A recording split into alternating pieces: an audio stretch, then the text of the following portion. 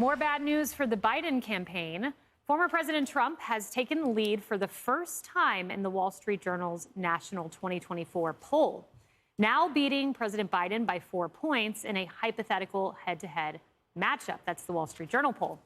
Trump also has the upper hand in 2 key swing states, Michigan and Georgia, both of which Biden carried in 2020.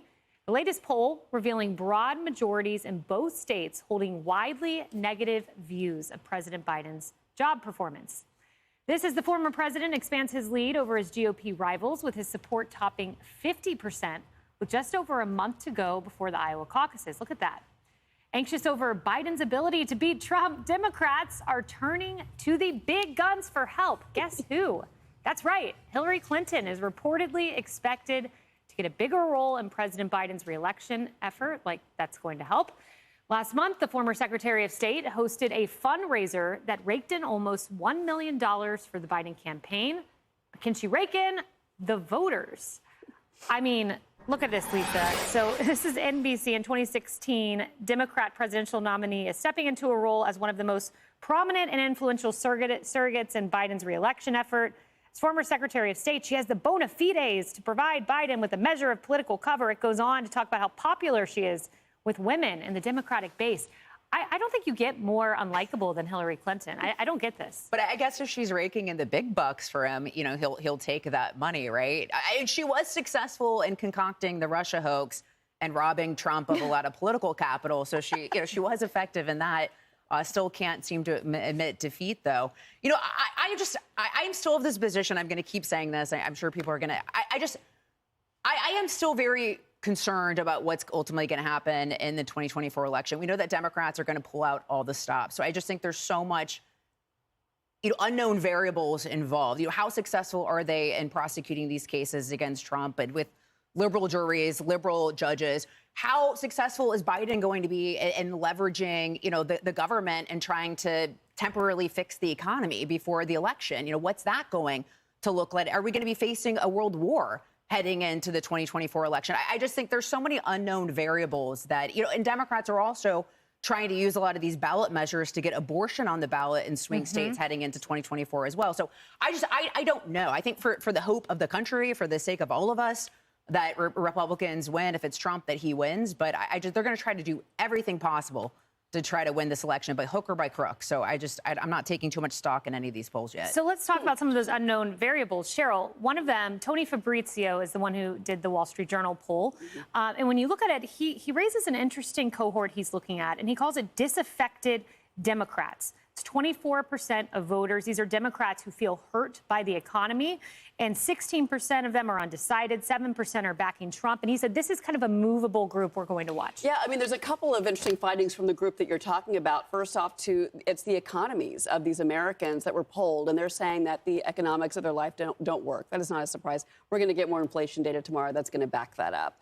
But at the same time, on the other side, if you look at that piece of the poll that was actually a hypothetical matchup between Joe Biden and Nikki Haley, that was a 17-point spread. That's kind of Mondale-esque, looking numbers, right, Lisa? I know you're not banking on the polls, but my point being, what he said about that is he said that there's also a group of voters that you may have in that group that actually either, they don't like Trump, they don't want to vote for Trump, they hate Trump, whatever, they're moderates, they're independents. They're backing Nikki Haley in that polling that we got, and I thought that was fascinating as well. So the explanations as to why people are responding the way that they are, I think it is something to take notice of right now. Yeah. Lisa's right. Democrats will pull out all the stops. The media is going to pull out all the stops. I saw this headline this morning. Look at this, Emily. Okay. NBC headline, why Americans are going hungry despite a strong economy. Okay. If Trump were president, that headline would read, why Americans are growing hungry in Trump's dismal economy. So they're still trying to convince us that the economy's great, all is good, Joe Biden's fantastic, you're just going hungry. I'm glad you said that, because when I saw that, I was like, oh, improvement. I was like, oh, that's great. They're acknowledging it. So you're right. I need to stop tempering my expectations. I have a few thoughts on all this. So number one, it's interesting that Biden is looking to now Hillary Clinton to sort of step in as a surrogate. Look who he's not looking to, Obama. How interesting that someone who served as vice president to someone else for 8 years, that person has is MIA. I'm sure he's given a couple speeches here and there, but why would you go to the failed presidential candidate that no one likes, that still hasn't conceded, to step in as a surrogate? And secondly, the reverse of that is, why don't you just reflect on your policies? Oh, that's right, because they're totally failing and destroying America. So I note that, to your point, sort of, he can sort of try to rope in whoever he wants, and all of them will be misguided. But at the end of the day, Americans are dissatisfied with the policies that are negatively impacting all of us. And until they rectify that, until they acknowledge that, I agree, by hook or by crook, they'll try anything, but it would sort of be nice if they would look in the mirror and say, here's what's not working, the economy that I've destroyed and everything else. And maybe that's what we will start to affect change in, and then that's something that we can cite. Until now, he's just identifying a million other surrogates and TikTokers and people to say a falsehood to the American people that we know is false, because we have our wallets and we have our kitchen tables. Lee, is Biden even going to be the guy? We'll see. Right. So, Lee, I wanted to come to you, having heard all of this, the caveats on the polling. You represent to me what is a bright spot in what was otherwise a very dismal red wave. It didn't become a red wave, but New York trended red. You came very close to winning your gubernatorial race. You could argue the House majority was through New York. So what do you think when you hear this? You had success here. Will we have success nationwide? There's a lot of disenfranchised Democrats who are tired of Democratic policies. They have issues that are more important to them than blind partisan loyalty, and they are ready to hear conservative solutions. Now, conservatives can't make a bad assumption in thinking that these Democratic voters are just going to naturally come our way.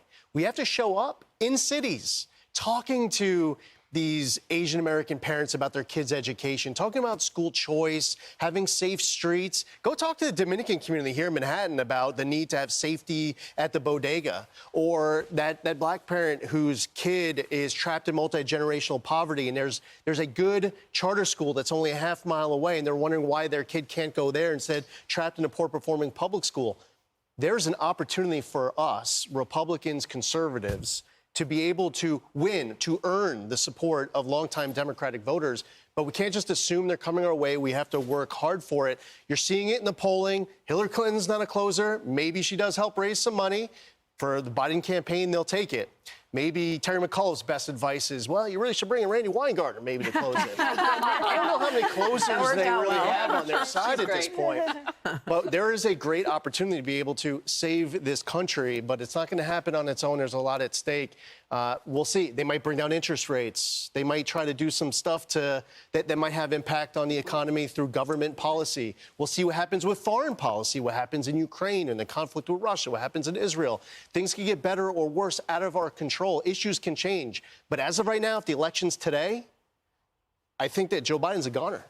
Can I throw in a quick final point? Excuse me for this, but I forgot to say, and I think it bears worth underscoring, that the lead widened between Trump and Biden when you threw in 6 potential third-party candidates. So to your point, everyone in the Democrat Party, when given an alternative, flocked overwhelming to those alternatives. Yeah. Anyone but Biden.